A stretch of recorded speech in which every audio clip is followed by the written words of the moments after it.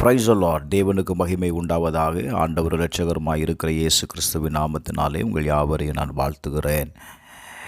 இந்த நாளுக்கான தேவனுடைய வார்த்தை எரேமியா 32வது அதிகாரம் 27வது வசனம். இதோ நான் மாம்சமான யாவருக்கும் தேவனாகிய கர்த்தர், என்னாலே செய்யக்கூடாத அதிசயமான காரியம் ஒன்று உண்டோ? கர்த்தருடைய வார்த்தை எரேமியாவுக்கு நேராக கடந்து வருகிறது. என்னாலே செய்யக்கூடாத அதிசயமான காரியம் ஒன்று உண்டோ என்று கேட்கிறார்.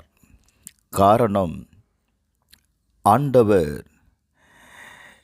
எரேமியாவுக்கு வாக்கு கொடுத்திருந்தார். நீ உனக்கு ஒரு நிலத்தை விலைக்கிரயமாக்கி கொண்டு அதற்கு சாட்சியாக வை என்று சொன்னீரே என்று சொல்லுகிறதை பார்க்க முடிகிறது. அப்போ தேவன் எரேமியாவுக்கு ஒரு இடத்தை தருவதாகவும் அங்கே சொல்லப்படுகிறது. அந்த இடத்துல நீங்கள் கவனித்து பார்த்தீங்க அப்படின்னா, இஸ்ரவேல் ஜனங்களை கர்த்தர் அடையாளங்களினாலும் அற்புதங்களினாலும் அவருடைய பலத்த கையினாலும் ஓங்கிய புயத்தினாலும் மகா பயங்கரத்தினாலும் எகிப்து தேசத்திலிருந்து புறப்பட பண்ணி அவர்களை அவருடைய பிதாக்களுக்கு கொடுப்பேன் என்று ஆணையிட்ட பாலும் தேனும் ஓடிய தேசத்திற்கு அவர்களை கொண்டு வந்தார். அந்த தேசத்தை கொடுத்தார். ஆண்டவர் சொல்லுகிற வார்த்தையை நீங்கள் கவனிக்க முடியும்.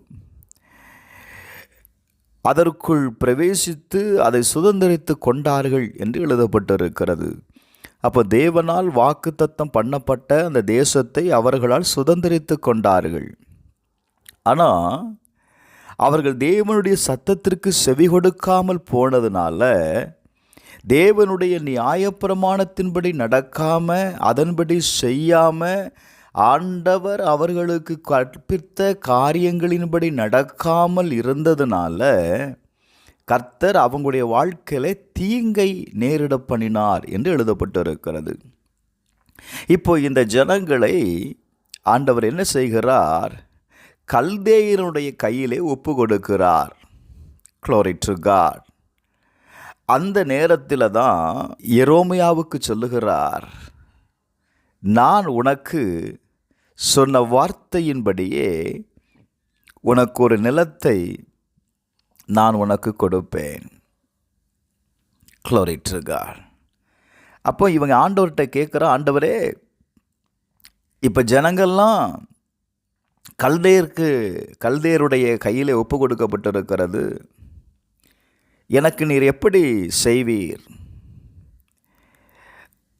அப்பொழுதுதான் ஆண்டவர் சொல்லுகிறார், நான் மாம்சமான யாவருக்கும் கர்த்தர், என்னால் செய்யக்கூடாத அதிசயமான காரியம் ஒன்று உண்டோ?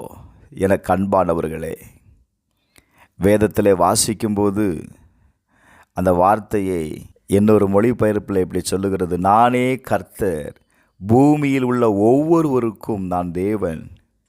எரேமியா, என்னால் முடியாதது ஒன்றுமில்லை என்பது உனக்கு தெரியும். இந்த கால வேளையில் தேவனால் கூடாத காரியம் ஒன்றும் கிடையாதுங்க. மனுஷனால் இது கூடாதது தான். ஆனால் தேவனால் எல்லாம் கூடும்.